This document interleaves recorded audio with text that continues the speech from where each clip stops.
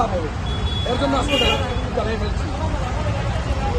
এই কংগ্রেস অফিসও অনেক নেতারা অনেক বড় বড় কথা বলেছেন এসে যে আমরা এই করব সেই করবো। আজকে কংগ্রেসকে মানে জানানো হচ্ছে এই যে আমরা কি করবো কংগ্রেস করে। আজকে আমরা দেখেছি বিগত দিনের আমাদের কথা রাখা হচ্ছে না, এর জন্য আমরা দেখছি আমরা এইবার আমরা কালীগুড়াতে কংগ্রেসকে আমরা সম্মান দেওয়া হচ্ছে না এবং কালীগুড়া মানুষকে নিয়ে চিনিমিনি খেলছে। এর জন্য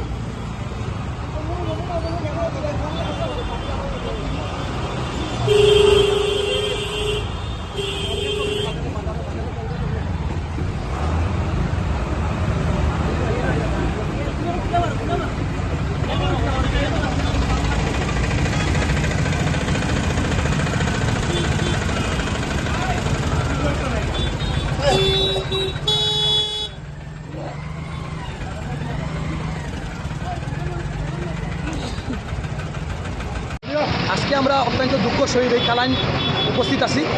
এখানে অনেক সময় আগে আমরা এই যে গুলা দেখতে পাচ্ছেন আমরা কংগ্রেস করে কোনো লাভ নাই।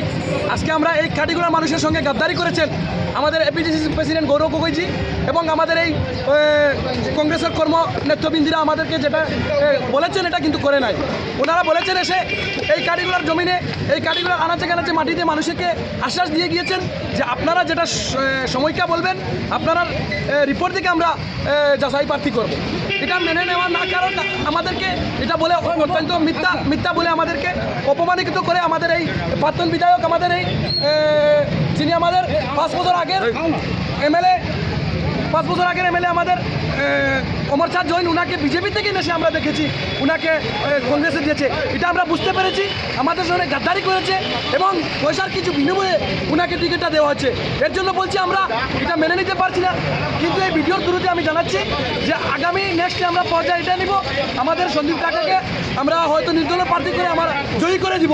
কিন্তু কোনো বহিরাগত রাজস্থানী মানুষকে এই কাটিগুলার মাটিতে বলছি আমি দুঃখের জন্যই বলতে চাচ্ছি রাজস্থানী মানুষকে আমরা জায়গা করতে দিব না। এটা আমরা মেনে নিতে পারছি না। আর অমর জৈন মুর্দাবাদ আর কাটিগুলার সন্দীপ দাস জিন্দাবাদ, এটা বলে আমি আমার সম্পৃক্ত বক্তব্য শেষ করলাম। এখন আমার ভাই বলবেন। এখন আমরা একটা জিনিস বুঝতে পেরেছি যে মানে বিজেপি যা কংগ্রেস চালাচ্ছে এটা শিওর হয়ে গেছে। আর অনেক টাকার বিনিময়ে রাজস্থানী লোককে এখানে টিকিট দেওয়া হয়েছে। এটা কোনো মুহূর্তে মানে আমরা কংগ্রেস সমর্থকরা কোনো মুহূর্তে এটা মেনে নেব না। সন্দীপ দাস জিন্দাবাদ।